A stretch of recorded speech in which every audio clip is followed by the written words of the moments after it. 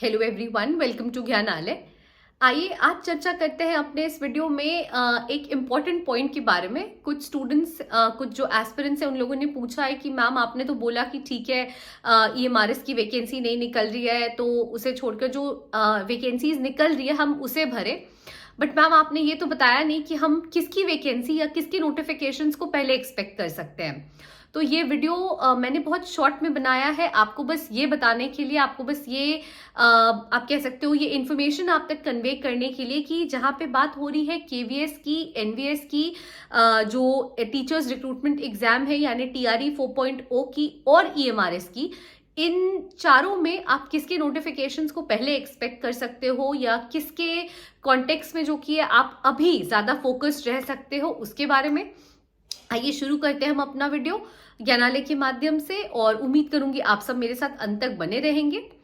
देखिए, सबसे पहले मैं बता दूं कि देखिए मैंने ऑलरेडी एक वीडियो बनाया है अपना, आप हमारे चैनल पे जाके विजिट करके देख सकते हैं उस वीडियो को कि आपने देखा होगा कि जो सेक्रेटरी ऑफ ये ट्राइबल अफेयर्स है, ट्राइबल अफेयर्स की सेक्रेटरी है, उन्होंने मिनिस्ट्री ऑफ ट्राइबल अफेयर्स की सेक्रेटरी है, माफ कीजिएगा, उन्होंने ये चीज बताई है कि भाई जो एक मीटिंग हुई है उसमें हमें कैसे री इमेजिंग करना है ईएमआरएस का और कैसे हमें ईएमआरएस पे ध्यान देना है ताकि हम एक स्ट्रक्चराइज तरीके से जो आप कह सकते हो क्वालिटी ऑफ स्टूडेंट्स हैं, जो एजुकेशन है which we are providing to the students, उसे हम एनहांस कर सके। और उसमें सबसे पहले उन्होंने रिक्रूटमेंट की बात की है।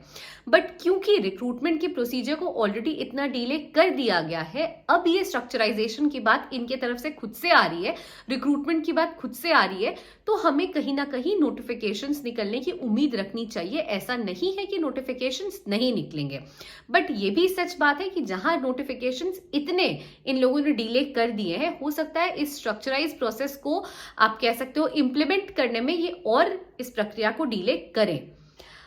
लेकिन जहां तक बात आप करोगे केवीएस, एनवीएस और टीआरई 4.0 की, देखिए चुनाव आने वाले हैं, आप सब जानते हो चुनाव होगा, जहां इलेक्शंस होंगे वहां आपको टीआरई के नोटिफिकेशंस निकलते दिखाई देंगे, टीआरई 4.0 के नोटिफिकेशंस निकलेंगे, चुनाव से पहले ही निकल जाएंगे, आप देख लेना।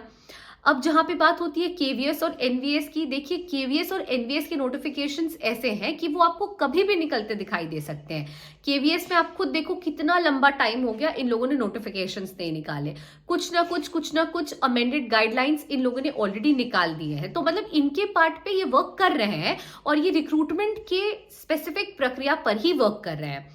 एनवीएस का आप देखो, जो टेंटेटिव कैलेंडर था उसमें आप कह लो कि डिले हो चुका है, लेकिन कहीं ना कहीं ये भी जो भी है, जो पोस्ट निकलने की बात चल रही हो, कहीं ना कहीं किस पोस्ट के लिए कितनी सीटें निकालनी है, या इस कॉन्टेक्स्ट में आप देखो बेसिकली रिक्रूटमेंट की कॉन्टेक्स्ट में यहाँ पे भी कुछ ना कुछ बातें हो रही हैं।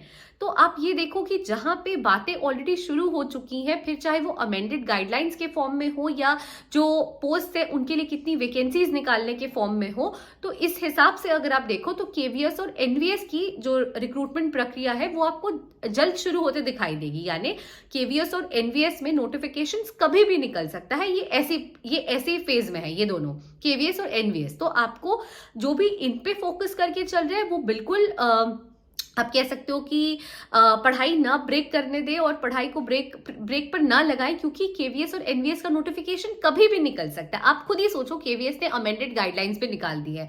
अब इन्होंने अमेंडेड गाइडलाइंस क्यों निकाले? अगर इनको रिक्रूटमेंट अभी नहीं करना है, रिक्रूटमेंट प्रक्रिया ऑलरेडी डिले हो चुकी है, जो भी इसके पहले रिक्रूटमेंट के पहले जितना भी वर्क था, जितना भी आप देखो, चाहे फिर वो डिपार्टमेंटल वर्क हो या जो भी हो, इन लोगों ने सब कुछ खत्म कर दिया और तब इन्होंने अमेंडेड गाइडलाइंस निकाली है रिक्रूटमेंट की। केवीएस ने जो भी पोस्ट है उसके लिए कितनी सीट्स निकालने उसके बारे में चर्चा शुरू कर दी है। तो ये दोनों ऐसे स्टेज पे हैं जहां पे आप कभी भी रिक्रूटमेंट को शुरू होता हुआ देख सकते हो, नोटिफिकेशंस आते हुए आप देख सकते हो।